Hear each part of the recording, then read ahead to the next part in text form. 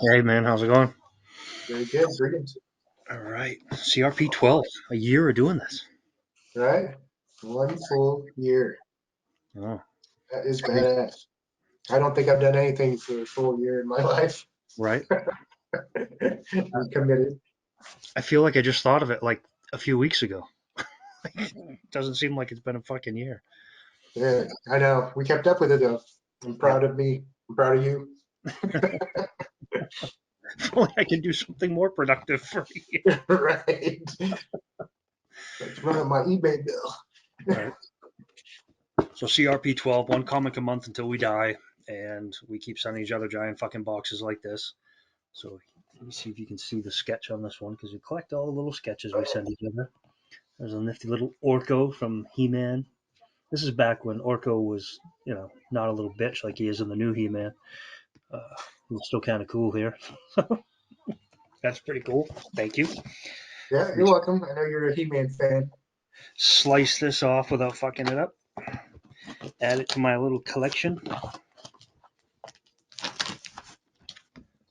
I never thought I'd get so much use out of that $30 laminator. Right. See, I half-ass it. I have to use. I just got The packing tape.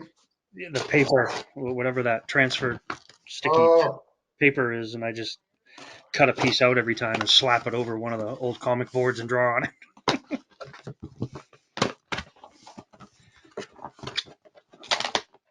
All right, let's tape. Ooh, look at this. so this is it's technically an annual, huh? That is some. 1 month. Yeah, right. 1 year. This is some hardcore packaging. Yeah, you Yeah, like that? right. Fucking heavy duty. You Just could. built a couple of Yeah, it's computers. like crash test dummy proof. That's crazy. Original cables in the package. Well, I don't know what came in the package, but that's some heavy duty shit. A power supply. Well, that was two power supplies. Wow. Yeah, that's rugged stuff. They just You happened to probably, fill up the crevasse perfectly. you probably get that shipped back to you, Ow. It'll be an ongoing thing. We'll just keep right? shipping it back. See how long it lasts. See if we can ship it all year. All right, let's see what we got here. I'm gonna put the stack down and pick them up a little bit at a time because there's so many of them. If I can find a spot to do it without fucking everything up. Let's start over here. All right, we've got. There's no light in here. Freeze from Image Comics, well, Top Cow, which is their imprint. And we got a little sticky on it that you sent me. Complete. The entire human population is frozen except one guy who has the power to unfreeze them. Who will he decide is worthy? The God complex. Oh, and it's 4 issues, so it's a 4 issue series. So we got issue one, Yeah, issue and Top Cow was Sylvester's uh, yep, sub company. issue three, issue four, and yeah, all those artists that did Image, they all got their own little kind of imprints and sub companies there. Some of them are pretty cool. They're pumping out a lot of stuff now over there at Image. Yeah, a lot. Like a lot of short stories too, Yeah, which a is lot of awesome. series like this, like 4, 5, 6 issues and stuff. And so this is cool. I've never heard of this. I've never read it. I don't know really anything about this book. I do know Dan Wickline because he wrote several of the 30 Days of Night books based off that zombie show and whatnot. He did several of those comic books, and I know he did Bloodstained Sword, which I read and liked. So he's a decent writer. He did that all for IDW, which another imprint. So I read those, so I know him as a writer. And the Phil Seavey kid, all I know is that he's some millennial that does a lot of digital shit. I don't really know anything else about him as an artist, so it'd be interesting to open it up and see what's in here. So that's all I know about that. There you go. Real super Right, knowledgeable there. one down. Let's get, But that's neat. I like reading stuff I haven't read before, and the premise sounds interesting, so that's cool. I try to give you a little of everything. I do try to Right. give you something that you haven't read. Like, Ooh, look at this. All right, so another batch of Image. And this one says complete, another complete set. So James Hudnall worked for Eclipse, Marvel, and DC. Worked on Alpha Flight, Strike Force, Morituri, Black and White Interior, good story. And yes, I read it. Oh, so it must be good if you read it, right? Is this one of the only comics you've read in the last decade, you prick? So I'm a collector. this But, is called Shut Up and Die. Look at that. I know I it got reminded me of you. horrible glare, but there we go. Parts of it are kind of juvenile, but it was a fun kind of noir story. Right. Oops, there we go. And this one I'm a little more familiar with because I know James Hudnall's work really well. In fact, I just told you I just got done rereading Alpha Flight, and I read Strike Force Morituri again because you sent me those other issues not that long ago. And surprisingly enough, I actually knew James through political circles. So we met a bunch of times. We've been at a bunch of the same functions all sorts of times, and we wrote for one of the same publishers for a little while, political stuff. So uh, he was a good dude. He passed away a few years ago, but a good writer. And yeah, I knew him, and he was a good dude. Libertarian guy. So we had a lot in common. We were big fans of everybody leave everyone else the hell alone type of philosophy. So we got along really well when we got a chance to chat at different political stuff. And then Kevin Stokes, the artist in this. I'm assuming he does the insides on this because this doesn't look like his work on the outside. Doesn't say who does the outside. Could I don't know? Yeah, Maybe it's. sometimes they do that. It doesn't look like his work on the outside, but Kevin Stokes. I think he's a good anchor. I know that. Oh, what the hell did he do? He's worked for all the big houses. I'm trying to think of what the hell it is. I know him from. I can't remember what it is, but I know I really liked his ink work on a couple different things. He's a fast inker. Um, but he's been around for a while. He's worked for all the big houses, Indies, DC, Marvel, all of them. So it'd be cool to check this out. And I've never read this one either. So neat. It's two in a row I haven't read. That's cool. All right. Now what do we got? X Men. So this is X Men number 10 from the 90s series. The Return of Longshot and Dazzler. A takeoff of The Wizard of Oz, part one of Jim Lee's official exit from Marvel. And boy, he couldn't wait to get the fuck out of there back then, huh? They were really, God, They were really holding them all back, and yeah, they you know, really were, you know. ripping them off for like how much they were inventing of the Yeah. universe at the time. And he was one of the, I mean, at the time, one of the cash cows. He was one of those guys that just did everything above and beyond. So yeah, I Yeah, he feel like started off he was in getting an raped a acting, little more than some others. So, right. Yeah. so he had plenty of time to, to study the human body. So that's cool. I mean, you just look at the cover. You can know inside the artwork. It doesn't matter if he's doing a pinup, splash page, cover work, inside work. He's got like the same fucking. It's all or nothing. Everything he does. Even when he's doing like a sketch at a con or something, it's always like 100% effort. It's cool. Yeah, they can start off pretty rough too. I've seen a few of his like, whoa, and then by Yeah. the time it gets done, it's like, whoa. Right. Yeah. And I like that like similar to what I do. He very rarely do you see him like erase or Mhm. you just go with it. If if you fuck up, you either use it or it's a fuck up and it stays there. I like that. So, all right, what do you got here? Oh, neat. All right, Alien Legion on the Edge, complete, another complete set. That's like three complete sets, man. So Alien Legion on the Edge. Check this out. And it's funny because a couple CRPs back, I sent you the entire original Alien Legion series, um, Yeah, which started, God, what, 84 to 1990 or something like that, or 86 to 1990.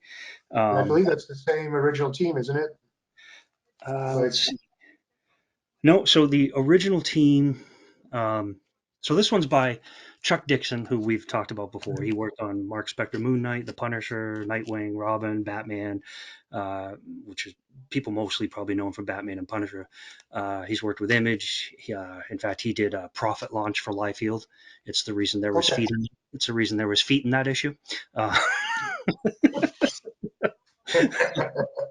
uh, but Chuck wrote several really good storylines back in the day, and the artist on this, Larry Stroman, also worked on Alpha Flight. How about that? But I think it was like one of the annuals, but he did work on Alpha Flight, um, and several stints on Alien Legion, including this version. He did one of the other miniseries for Alien Legion 2. I can't remember which one off the top of my head, but um, on the original 38 issue run, it was Potts and those other guys that created it. But if you're really into Alien Legion, um, God, you can get this. You can get the original set. You can get Binary Deep, Jugger Grimrod, One Planet at a Time, Slaughter World, Tenants of Hell, and those are all the little miniseries that they did.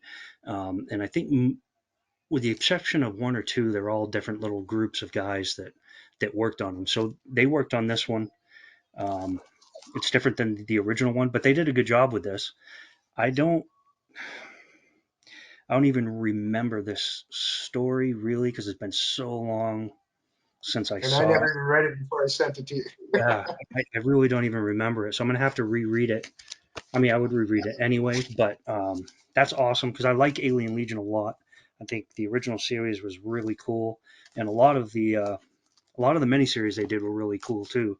And it's a shame that the child molesting twats at Disney have ruined repeatedly the opportunity for it to become a series or a fucking movie because it would make an awesome series or an awesome movie. Um, but whatever.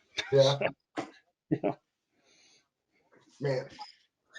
All right. Well, I'm glad Battle started as a T-shirt. 2011 became a web comic. 2019 became an image comic. Take the sticker off. Battle Pug. So this is one he was telling me about before. I've never fucking heard of it. it's actually pretty humorous. It's got some, I kind of reminds me of Gru a little bit. really? Right on. Yeah. Um, but yeah, I didn't really know much about it either until I looked it up. And then I was like, oh, it literally was a still on a t-shirt. Um, and they sold a bunch of shirts. And then after that, that's when they did the web comic. And then years after that, they got picked up and people wanted to see more. Right on. I intentionally That's didn't when look they up. went into print, you know? I knew you said you were going to send this, so I intentionally avoided it. Like I didn't look at the web comic. I haven't read it. I didn't look up anything about it. I've just been waiting, and I was like, I'm just going to read it fresh. So there we go. Yeah, it's always fun to read new stuff, especially comedy. You know? Yeah, exactly. All right. Oh, funny. All right. So here's one of the other Alien Legions I was just talking about. I'm glad Volume you said two. you liked Alien Legion because I got you, Alien Legion. Volume two. Complete set. And again, that's another whole team that worked on this one. So there you go. And this is the whole complete set. Like, look at the whole fucking books on Yeah, this. I started bagging the way you were Back and talking front, about. right? So it's back and front. There's all kinds of them in here. Um, and this is a cool series too. They did a real good job with all the Alien Legion series. And again, it's a shame that shit keeps happening to prevent it from becoming a series or a movie because it would make a really awesome one. It's a very cool, well done, uh, kind of, for as crazy as the concept is, it's very realistic, like in the way Mhm. things work out, and the characters are very kind of not what They're you thought expect out, from your typical comic characters. They're a right? little more rough around the edges, if you want. Obtuse. Yeah, yeah, yeah. So it's a great series. That's cool. And I haven't read that in a long fucking time either. So, and I don't have any of those. So that's awesome. Now I have. God. Now I'm gonna have Yeah, to get when I stumbled across those, I was like, "Are you kidding me? Every one of them?" I was like, right. "I'll take those." Yeah. Now I'm gonna have to get the last two miniseries that I don't have. So I'll have them all. That's all you've done is force me to buy more comics, you prick. That's right. They'll be passed on to your children, and they still won't make the movie. All right. So now we got another package within a package. I know you So love those. main CRP. I love packages and packages. It's always cool. Oh yeah. All right. So I remember you telling me about this one too, and um, I cheated. I looked this one up as soon as you told me about it. So nice X-Men rarity. Came free in the Dallas Times Herald, 1983. Dallas Times no longer exist. First appearance of Equiz. Uh, the Uncanny X-Men at the Texas State Fair. Yeah. That's pretty cool, right? So they did lots of Magneto's the bad guy in it too. yeah, they did lots of giveaways like this, and these are pretty rare. And what's neat is if you notice, there's no price on it because it was a giveaway, right? So the only way you could get it was if you were there, one of the or one's lucky enough, early enough to get it when you got there. And like I said, when you told me about it, I immediately looked it up. If not that night, maybe the next day or something like that, because I was like, "What? I've never heard of that." And then, but I didn't order it because you said you had gotten us both one. So, but he immediately was like looking it up. So it's pretty cool. There's also no editor listed on this, and I wonder if that's because it was a giveaway or what, or if it's because Jim Salicrup, who plotted it and wrote it with David Kraft, also did a lot of editing back in the day. So I don't know if he just kind of edited it himself, but there's no editor or editing process listed on it anywhere either. So that's kind of neat. I Um, was surprised. I thought it would only be a couple of pages long, right. when I first ordered it, but it actually it's a full story. So Yeah, and it's obviously, got a whole different team of people that work on this than hmm you'd expect or that you saw at the time. Like I said, I mean, Jim did X-Men editing, but um, God, what did he do? Oh, now Craven's Last Hunt. He did that whole setup. He was the one that thought of putting it across all the Spidey titles. But the Kerry only thing, Gang, yeah, Kerry yeah, the only Gang. thing that screwed up with Craven's last time is they brought him back later. He should Yeah, have right. died. That But would they have been a all, way better story yeah, than Craven the hairdresser. But anyway, yeah. I'm sorry, I didn't mean to interrupt you. You know they're gonna fucking ruin that. Oh my Oh god, my God, dude. Yep. it's so frustrating because Yeah, that's it'd be such a cool storyline. So it could be. it's It frustrating could as hell, be. Needs to be made by The Walking Dead or something. Like it right? needs to be gory and he's a hunter. It's fucking nuts. Um, But I wonder, has that mutant been in any other books that you know of? The main character, Equestria or whatever he is, the horse guy. uh, not that I can think of. Hmm. Um, no, and I don't think the kid that they go there to rescue was ever in another book either. The what is it like the wily kid or whatever, the kid that turns into the centaur. What they go there because they find out there's a mutant, right? And Mhm. Professor X wants to get the mutants before Magneto does, but Magneto gets there first and convinces this kid that the X-Men want to do him wrong and that he should join Magneto and the Mutant Brotherhood and everything. And the kid's powers, he turns into a centaur, right? So he hooks up with Magneto, and before Professor X gets there, by the time he gets there, like I said, Magneto's convinced him that they're going to fuck with him. And when I think Magneto, yeah, I don't remember, a bunch of shit happens, and Magneto ends up tossing Colossus through a barn and almost kills some horses. And of course, the kid freaks out because he's centaur, he's half horse, and he's like, "Oh, It's you great. lied to me. You tried to hurt the horses. So It's now I'm going to fine. join. Yeah, now I'm going to join Professor X." So I mean, that's what happens. But I don't think he ever appears in another story or book I either. was curious because I mean I've read a lot of X-Men. I don't remember No, me seeing this. either. I mean, I could be wrong. I'm going to have to fucking Google it now when we're done talking. But uh, because if I'm wrong, it's going to drive me nuts. But I don't think he was ever in another book either. So um, I mean, well, I don't know. We'll see. That'd be interesting. I'm gonna look at some of the artwork in here because, like I said, it's different teams. God, I love this old artwork with all the backgrounds and all the Yeah, motion and all the different the negative space and negative space. Just the use of a black little and white. arrow even to tell you what panel's next. Yeah, it's just. I love this shit. Good, good old fashioned ad for Crunch and Munch in there. I love that shit. Um, Kerry Gamble, who did the art in this, he did a big stint on Power Man and Iron Fist. And Okay. then Alan Kupperberg is actually known for his one-offs in fill-ins in one-shots. That was his specialty at Marvel, was doing all that type of work, one-offs and one-shots and shit like that. Um, in fact, another one that you and I laughed about a few weeks or months back, I don't remember what CRP, but Obnoxio the Clown. Uh, Yep. Alan did that one too. Oh, funny. Yeah, yeah. So it's the same artist. So that's kind of neat. Hmm. That's a pretty cool factoid. Yeah, this is cool. Here in the back, you get like a little connect the dots. I wonder who that is. I don't know, man, but those sunglasses are huge. Right. Devo. If I sign up for a subscription, I get 4 extra issues for free. Think that's still valid? I want to see what those issues were.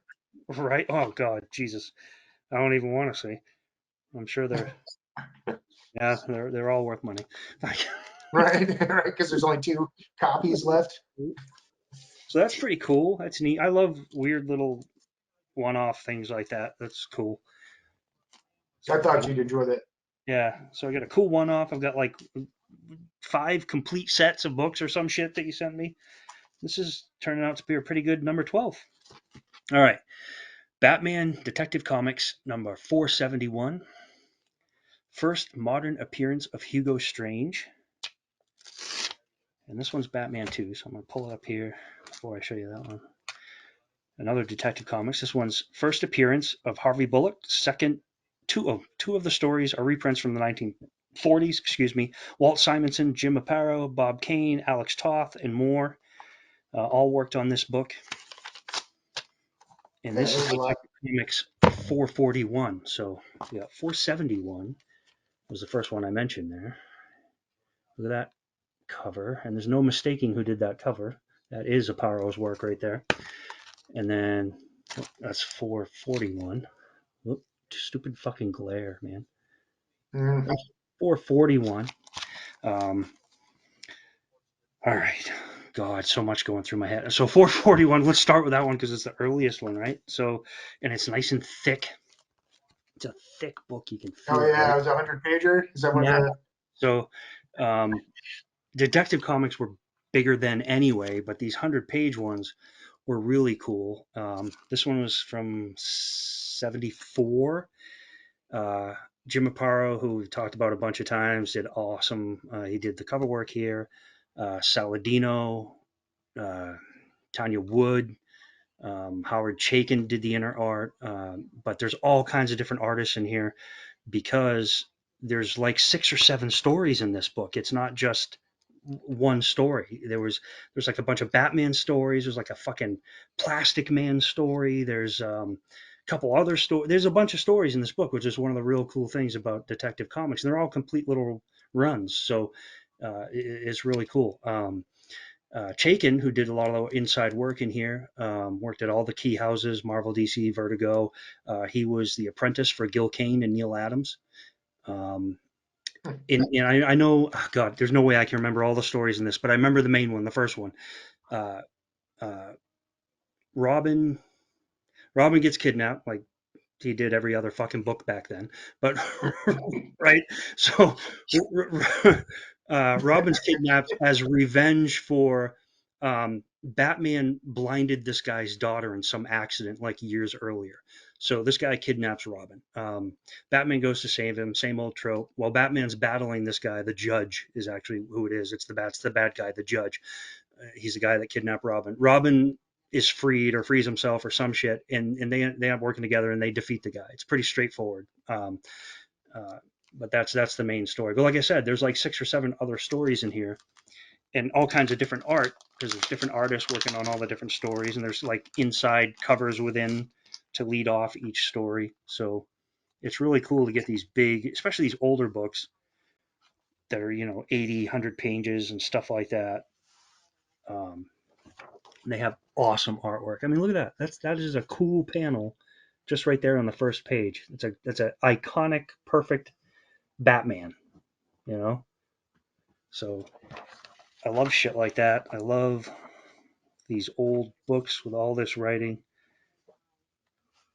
where they actually wrote. It's not just a bunch of flash pages. Oh yeah, here it is. See, so there's the Plastic Man story I was talking about, which is like a again that I think that's a reprint from a 1940s Plastic Man that got put in this book. But there's all kinds of cool stories in here. And I love reading this because you never, I mean, it's so old. There's no way you remember all this shit. And like I said, I only remember the first story. So getting to go through it and read it again is going to be And neat. I wonder what like the price differential would be like for to now. Like if you paid that much for a comic book back then, like how much would a comic book like that Right. cost now? Right. Exactly. Yeah. So, I mean, back then you're talking, this was 60 cents on the cover back then. So now just a jackass, what, 15-page book can be 4.99, 5.99, 6.99. That's crazy for a 100-pager like this with this quality art today. You'd be a fucking Right. 25, $30 book, you know, right off the shelf. That's ridiculous. And it wasn't too yellowed out either. Like No, as far as and given the old newsprint pages in the heavy ink, I mean, there's no deep bleeds. It's not too yellow. There's a lot of these pages. The color's still real crisp. You can see it here, especially on like with the Shazam ad and everything. That's still real crisp colors and everything. Mhm. Uh, so that's pretty neat. I can't. Uh, and it's got all kinds of awesome old advertisements, like really cool. They're the Uh, best. which sometimes are just as fun as the comic. Yeah, see, here's another. See, like I said, there's like 6 or 7 stories in here. So here's another one, the carbon copy Batman. I remember that story now that I'm seeing it here. Um, yeah, that's awesome. That's cool. All right, let me put this back in and open up the other one, or take a look at the other one. See if I can do this without fucking it up. There we go. I get nervous when there's tape on them. I get, Oh, me too. Especially when they use that like really clear tape. oh, That stuff hate sticks to stuff. It does not come off. so fucking awesome. Right? All right, so